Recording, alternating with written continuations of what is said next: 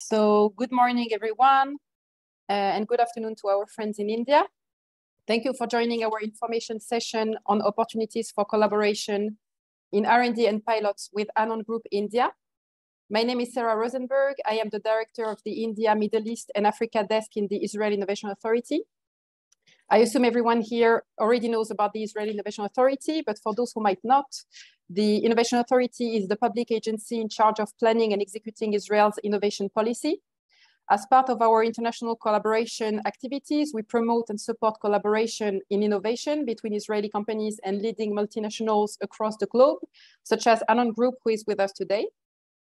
Let me now introduce our esteemed guest for today's session. So we have with us Mrs. Anand Bernstein, the CEO of BDO Israel India Investment Banking and Consulting and chairperson of the Israel India Chamber of Commerce. Mr. Sunil Kaul, Group President and member of Anand Executive Board, Anand Group. Mr. MS Shankar, President, Technology and Innovation, Anand Group. Let's now go over the agenda for today. So in today's session, we will first give you a brief introduction to our international R&D and pilot program. Then Anand will share with us some precious insights on the Indian economy and the immense potential it presents for Israeli companies. Mr. Sunil Kaul will then give us an overview of Anand Group. And last but not least, Mr. Shankar will present Anand Group's interest areas for collaboration with Israeli companies. We will, of course, end with a Q&A session, so please feel free to write your questions in the Q&A chat throughout the webinar. So let's start with a quick introduction to the IAA's International R&D and Pilot Program. So the International R&D and Pilot Program with multinationals provides support to Israeli companies that are interested to perform joint R&D, to pilot, adapt, and scale up their technologies in collaboration with large global firms. In order to participate in this program, the only requirement is to be an R&D performing company registered and operating in Israel. What do you get? So the first thing that you get is a grant of up to 50% of the approved project budget from the Israel Innovation Authority for a period of 12 months that can be possibly renewed for a second year. And secondly, you get in-kind support from the international partner, basically any kind of non-financial assistance required to perform joint R&D, to test your technology within the partner's premises, to scale up your production, and to commercialize the product in the foreign market. Now let's have a look at the application process and timeline. So this opportunity to apply for a joint project with Anand is part of a general call for proposals that opened in May and will close on September 19. But another call for proposals will open immediately after and will close on February 19, 2023. So if you miss the first deadline, don't worry, you can always apply for the next call. First of all, if you're interested to apply but would like to further evaluate the potential synergies between your company and Anand before getting started with the process, you have to know that it's possible to schedule a one-to-one meeting with Anand, with the Anand team. Those who are interested, please send me an email and I will coordinate. I will give you my email address at the end of the session. Once you've decided to apply, you first need to submit an expression of interest by sending your company's one-pager and a short description of the proposed project. The Anand team will then go over all the EOIs that we have received and shortlist the companies with whom they're interested to collaborate. The pre-selected companies are then asked to submit a full application to the IAA before the deadline. That includes the application form, the project budget, and the letter of intent signed by you and Anand. Once your application is submitted, start the evaluation process, where the IAA experts carefully evaluate the technological and business potential of the proposed project. And approximately 3 months after the closure of the call for proposals, which means in December for the call for proposals that is currently opened and in May for the next call for proposals, the project will be presented to the IAA Research Committee, who will decide which projects to fund or not. The final decision is then made in collaboration with Anand, and you are notified of the decision. If your project is approved, you will have to sign a detailed agreement with Anand and submit it to the IAA to start your project and start receiving your grant. So that's all for me. That was just a brief explanation of the program and the process. If you have any questions, please feel free to write in the chat and I'll answer at the end of the session. I'm now handing over to Anand Bernstein. Anand, the floor is yours. Letting you share your presentation. Now I'm unmute. Hello, thank you, Sarah. Hello, Mr. Cole and Mr. Shankar. Happy to be here today. Let me share my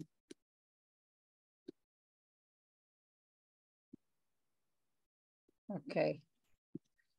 So first we need to congratulate India for having a new president that was a lady president that was elected and get into her position 2 days ago. It's very encouraging and I wish her good luck, and I'm sure that her presence will will be women empowerment for more women in India. In the next coming minutes, I'm going to talk about the Indian economy and why doing business in India is so important for the Israeli businesses. If we look at the Indian economy at the moment, the GDP is 3.5 trillion. You can read in some places, you'll read 3.2 or a bit more. We rounded it to 3.5. Today, it's the 6th largest economy in nominal figures after China, US, UK, Germany, and Japan. It is the 3rd largest economy in purchasing power parity. And this is a very important figure to note. When we're looking at projections, 2030 is the year that everyone is looking at. India aims to reach $5 trillion economy. It's going to be the 2nd largest economy in Asia, overtaking Japan and being only after China. And in nominal figures, it's going to be the 3rd largest economy in the world after US and China. This is an economy that none of us can ignore. And Israel usually is looking to US, to Europe. And I'm telling you that tilt your head to the east and look at India, because this is going to be the 3rd largest economy in the world. Not so far from now, it's only 7 years from now, India is going to be a major player, and it's already a major player in the world economy. If we look at where we are now, India being the 6th largest economy, and gradually is going to be, as I said, the 3rd after US and China. When we look at population, and very soon, India is going to be larger in population than China. Presently, India is 1.4. By 2030, it's going to be 1.5. And the projection is actually that India is going to overcome China in 2 years in population-wise.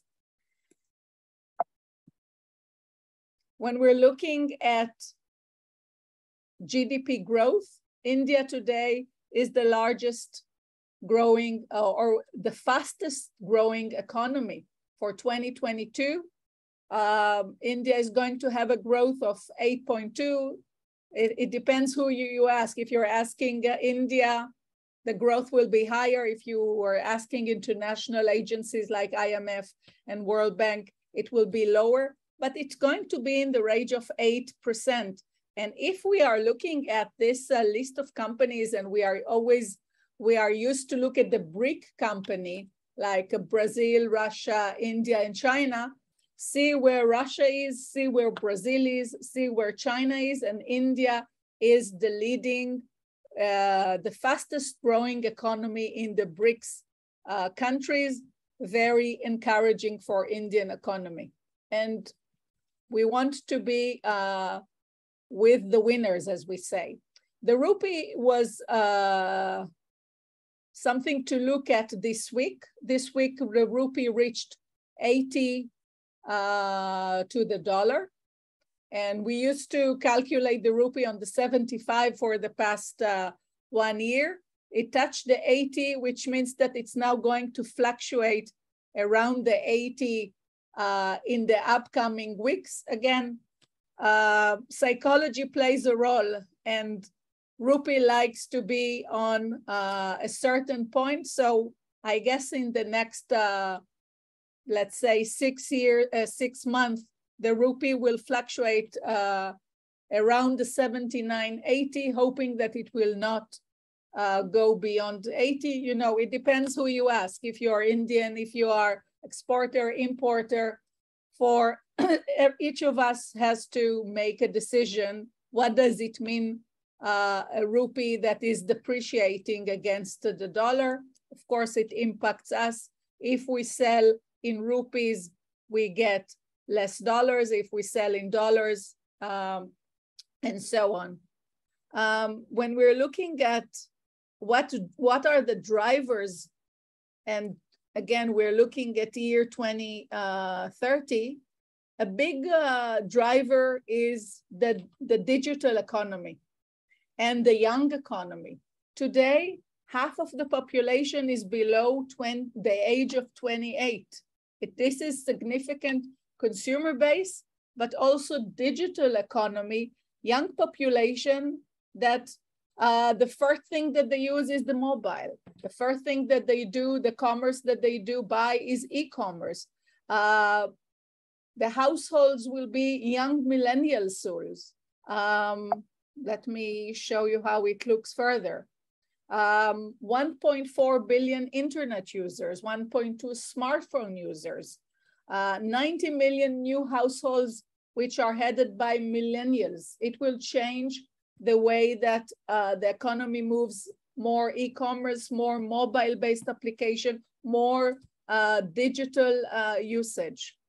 If we're looking at the middle class, and we are always looking at the middle class as the driver for India's economy, and we are looking at what is happening now and what is the evolution. So if we're looking at the middle one, the middle class in India is about 300 million people. If we go and look at the right side at 2030, middle class economy in India will be touching the 400 million people, even more than the US, with high income account for 30 million, and this is only middle class. You have below the middle class, you have the rich people, but it's enough to look at the middle class to understand that they are consumers of cars, auto components, and our session today is about the automotive. All of them are using mobile, all of them are using banking systems. This is the economy of India, which, as you can see, is growing, and the pyramid is changing so that more people are higher consumers, or larger consumers, I would say. The sectors that after the COVID are picking up as manufacturing, and our session today is about actually manufacturing in India, and India post-COVID puts more focus about manufacturing and bringing more sectors into India, whether it's auto components, materials, semiconductors, of course. Banking is taking a lead role with the fintech and digital India schemes. And of course, hospitality is bouncing back after 3 difficult years.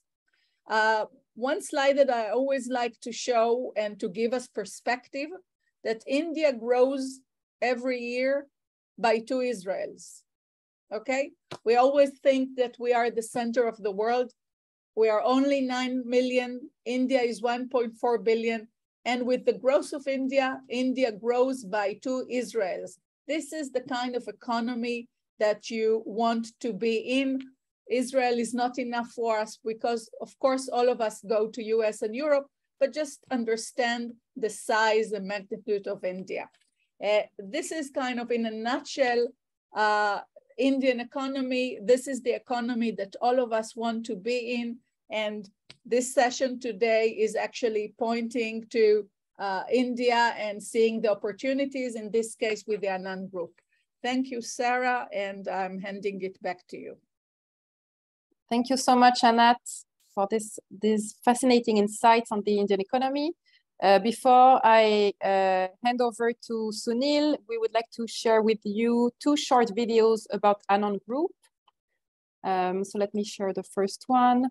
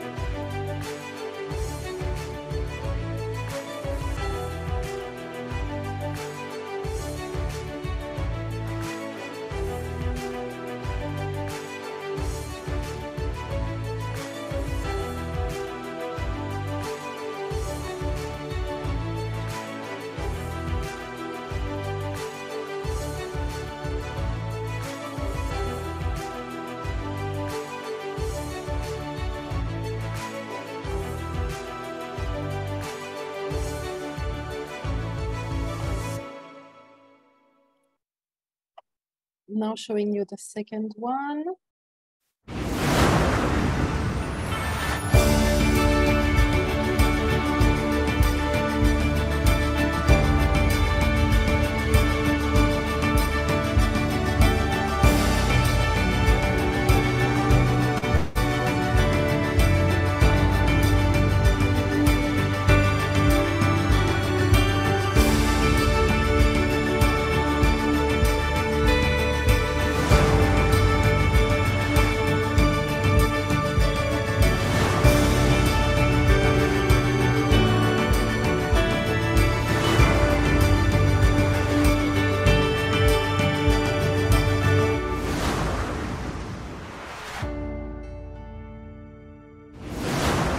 We are on the threshold of the unfolding of a dream, the e-dream. While I look back at the past 2 years, I realize I have experienced the trials and tribulations that an entrepreneur faces with a startup mindset. AMEM is ready to manufacture best-in-class motors and controllers for Indian EV industry.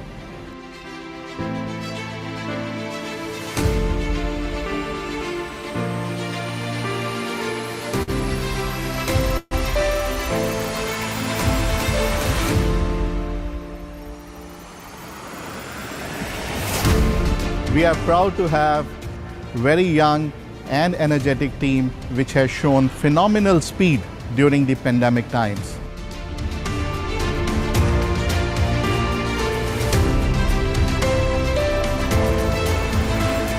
We are committed towards the group policy of first time ride, every time ride, with 0 accidents, 0 defects, 0 waste and 0 broken commitments.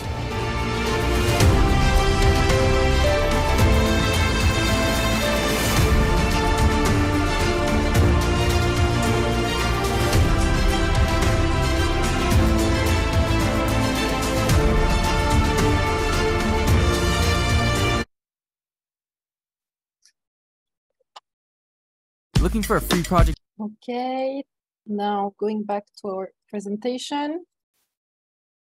Okay, so I would like to now invite Mr. Sunil Kaul to present the Anand Group. Sunil, the floor is yours.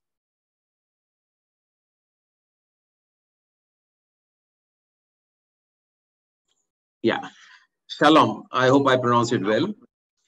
First of all, thanks to all of you for participating in today's webinar. My special thanks to Sarah for giving us this opportunity and coordinating. And again, Anand, you've been an Indian ambassador. I was fascinated with your perspective, the presentation you had put. I fully agree with whatever you had said. I think opportunities are much more. It's a vibrant India. And we say that it's take a little time for India to wake up, but well, we are there now with the government strategy and the plan and support. You've seen about the video. You've seen the videos about Anand. I will not talk too much about the group. We have a number of products. Practically, we make everything what goes in a car and a truck and a two-wheeler. We claim that any vehicle on Indian roads has to have our product, or it has our product. We've not been so strong in engine components. So whatever EV future doesn't impact our existing businesses.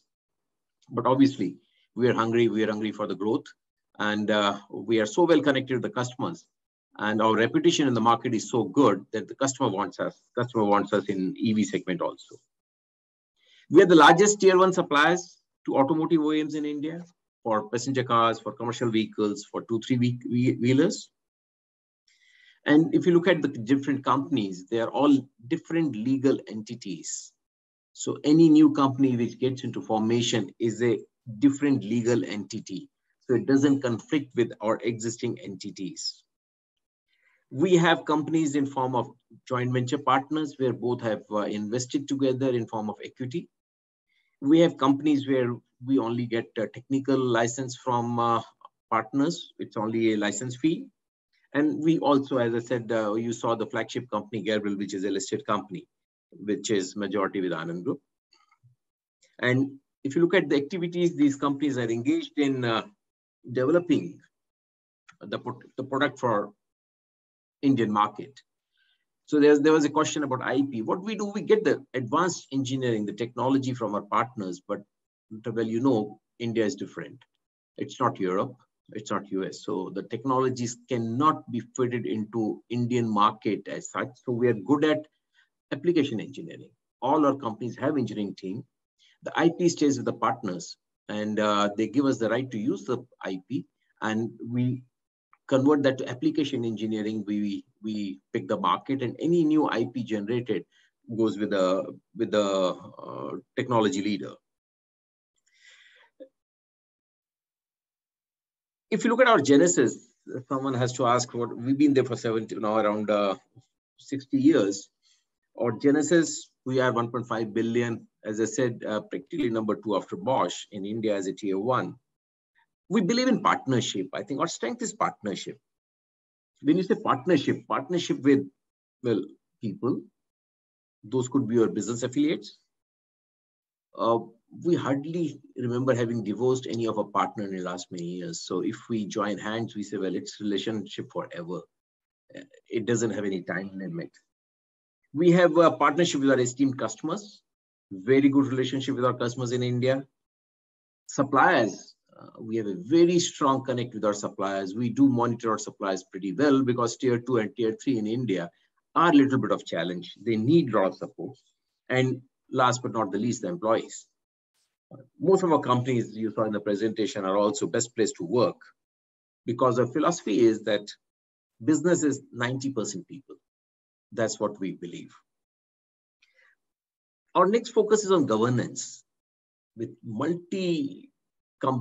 country partners, we adhere to the law of the land. That's the most important part.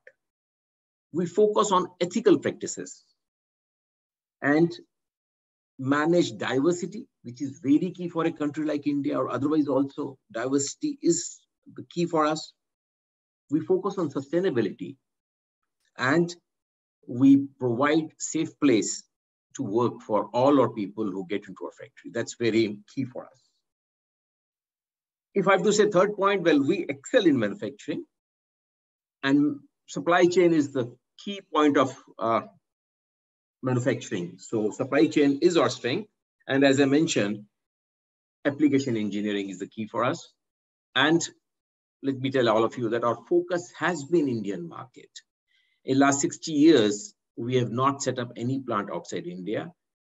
And our intention is also not that, because this country, as Anand had mentioned, it's got such a huge market. And if I'm not able to justify my presence in my own country, well, looking outside as a national may not be the right approach. We do look abroad, but we look more from the technology perspective. I would love to export, because if I export, I understand the global market and their requirements. But my focus is India and Indian market. Well, coming to Israel, I've been in Israel. I think the slides are fine. I will just speak out of what comes to my mind. Well, I've been to Israel 3 times, and last 2 times, in last 3 months, I was there twice, thanks to Anand, who has brought us closer to Israel. And as he also mentioned, Israel is a very natural ally to India. There is, like, both the nations like each other. There's a lot of similarities. We share a lot of common points. Well, both countries believe in democracies, one of the major points. Other point, I think we have similar challenges with on our borders, whatever due to our neighbors or whatever, we face the same challenges. Both nations have long history. You talk about 4,000-year-old history, Abraham coming to company, and when you talk about Judaism, the way it started, we also have a very long history. And what I saw in Israelis, we also have, like Israelis, have very strong culture.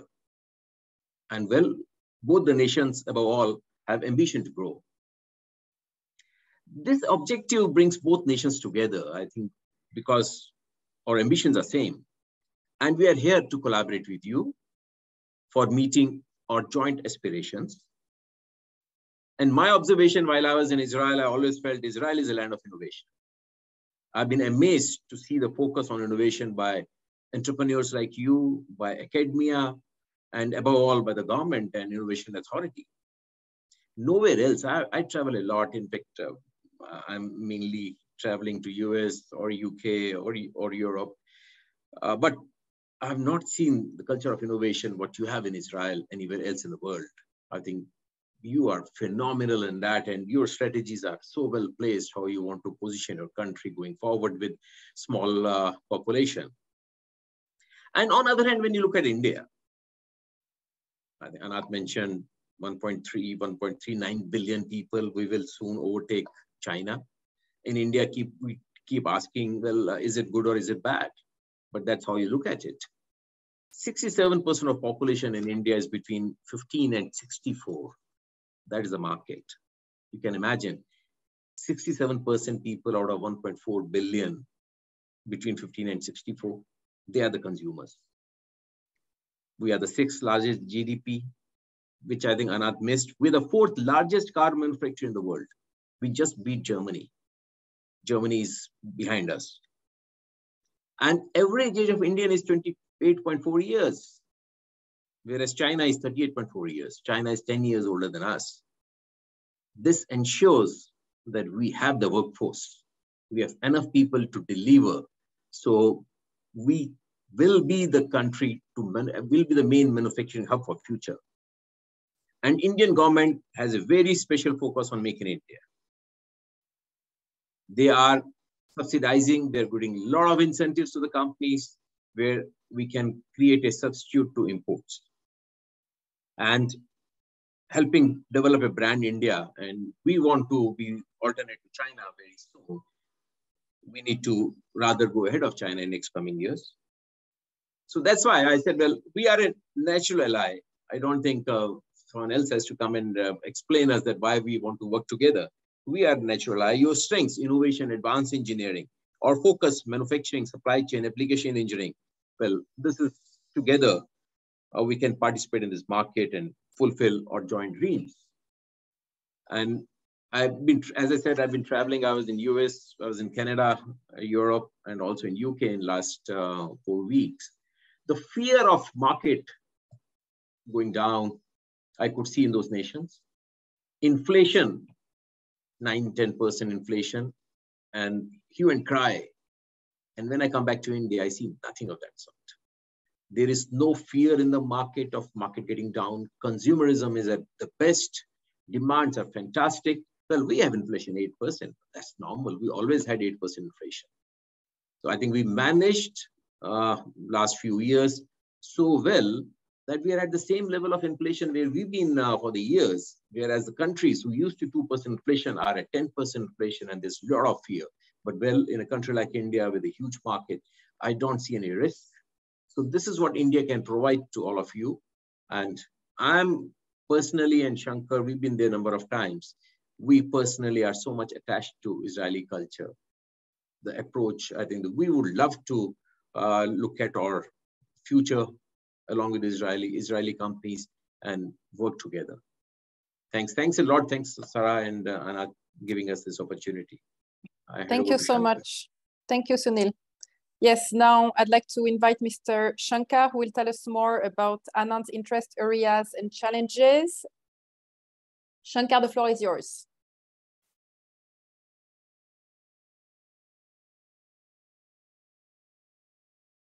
I think you're on mute.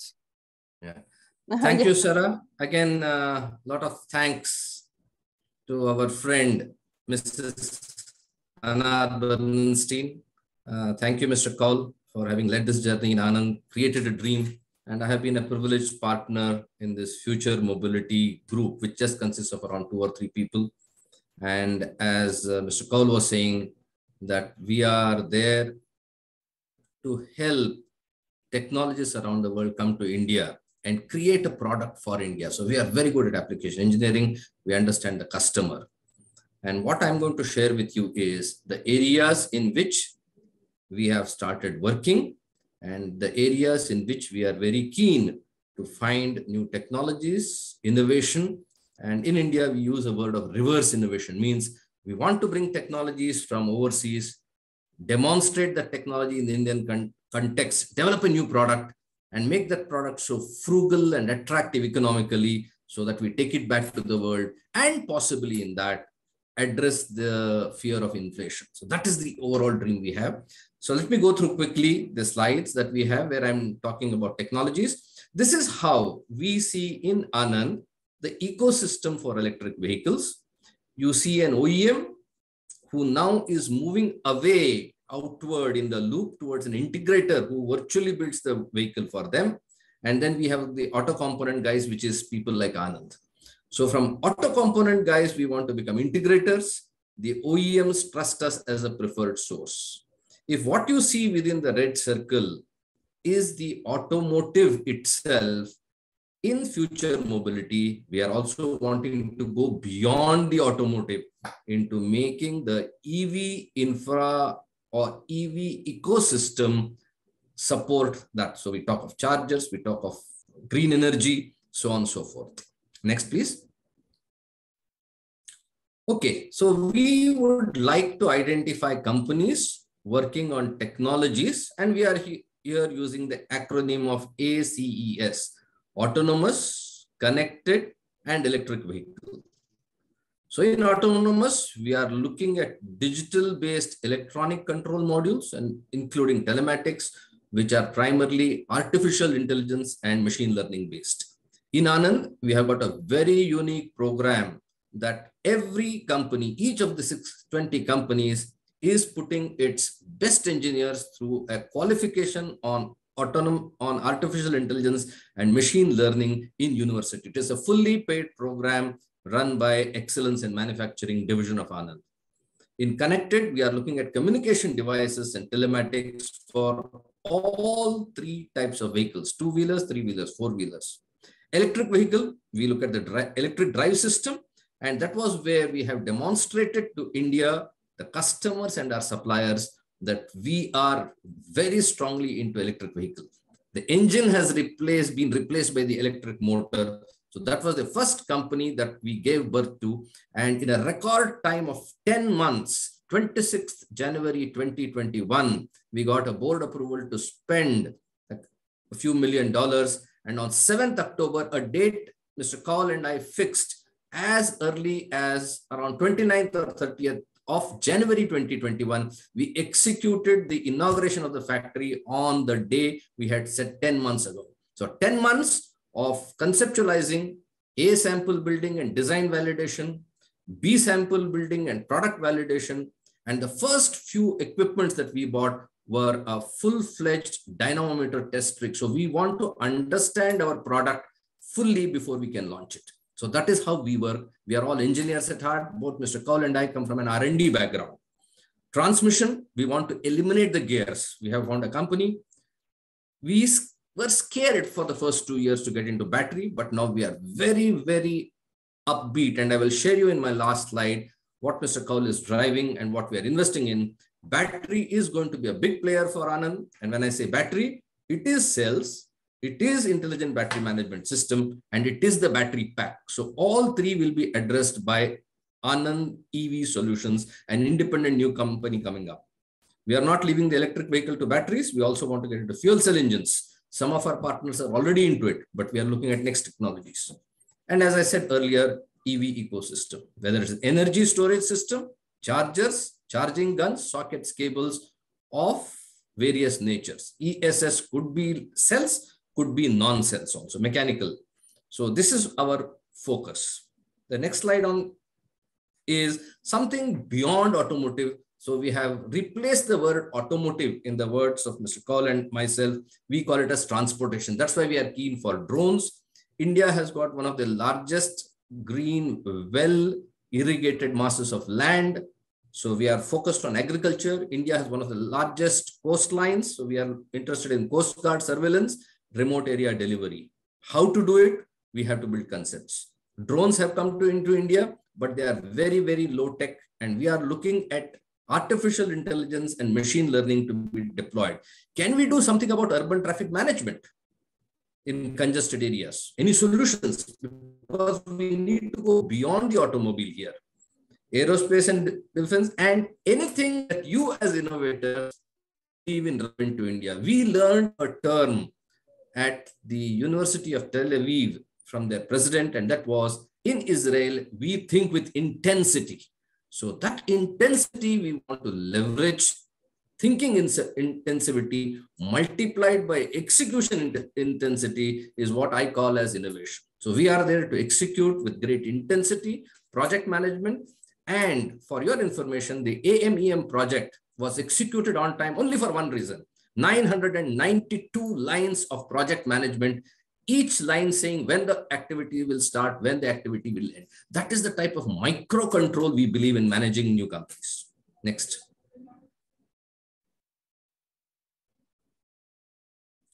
This gives you a glimpse on the ground of what Ms. Anand and Mr. Kaul talked of. Look at financial year 2031, all the box spread figures. We imagine the two-wheeler penetration in EV is going to be 67%. Four-wheelers is going to be 30%, as good as Europe or US. Light commercial vehicles, 20%. So overall, we believe that from around 19% in 2026, India could be looking at 61% penetration. Of course, the 61 is led by a very huge number of almost 23 million you see under the two-wheelers. So this is the playing ground for all the automotive and automotive component companies. Next.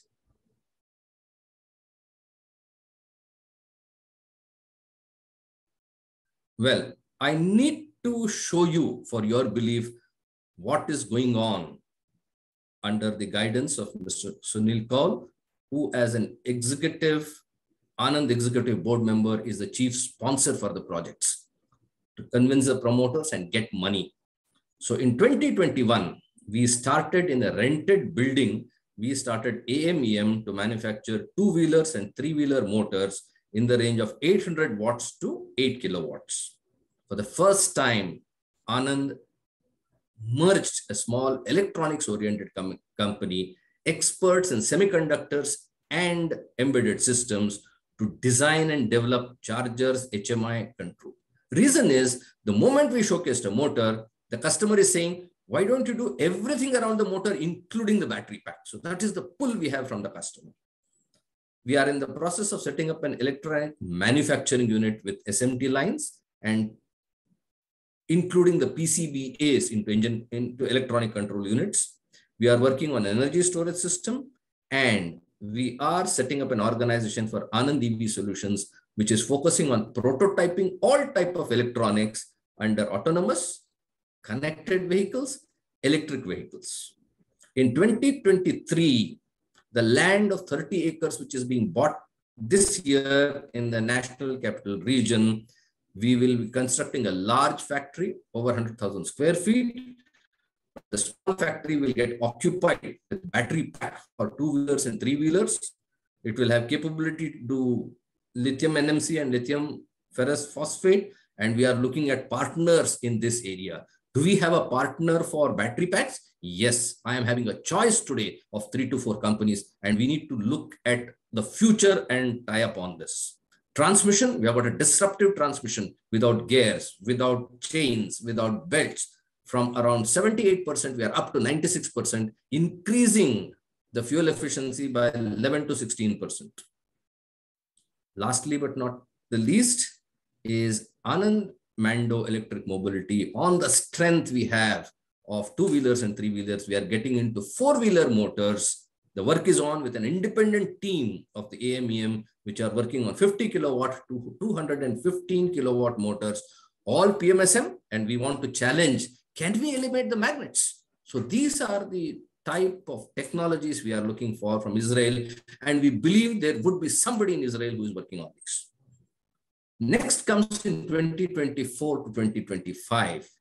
We believe that, one moment, Sarah, please go behind. We would in 2024-25 will have a full-fledged cells manufacturing company, as also a disruptive e-bicycle company. Nobody has thought about it. We have thought about it. That is what Mr. Kaul was saying. We understand application engineering. We meet the customer, we experience his pain, and talk to him and develop a new functional product. So the functional product we are talking of is a no-sweat bicycle. So we need technology to deliver this function. How? I have no clue. I am having a team of 6 crack engineers working over here in Pune in India, looking at various concepts. So here we need a partner. Last but not the least, charging infrastructure across India. Anand had never thought of going into infrastructure. We thought we were only happy with manufacturing a component. No, now we are thinking far ahead. So if something has to happen in 2025, 26, we believe that some thinking has to start today.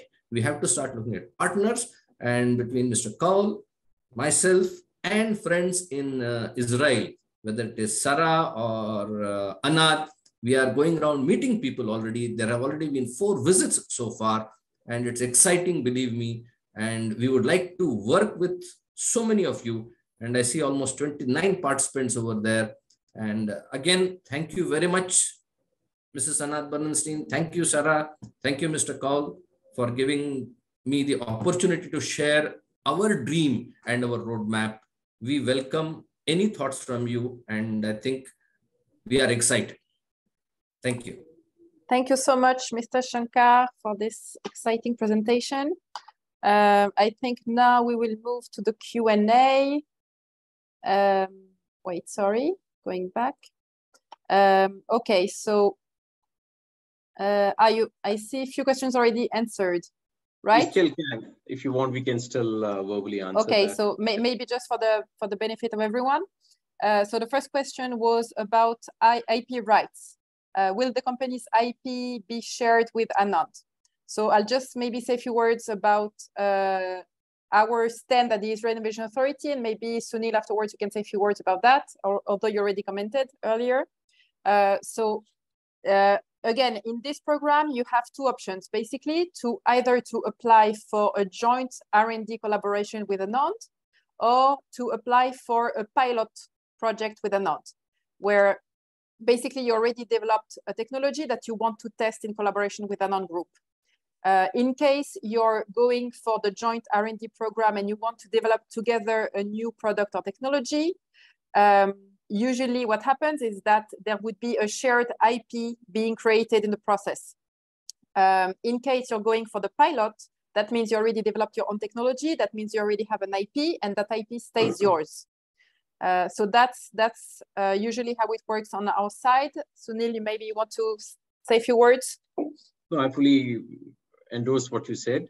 The practice till today has been that IP stays with the technology partner because he's worked on it, and it says, but we obviously, when we form to work together, we need IP right to use the IP.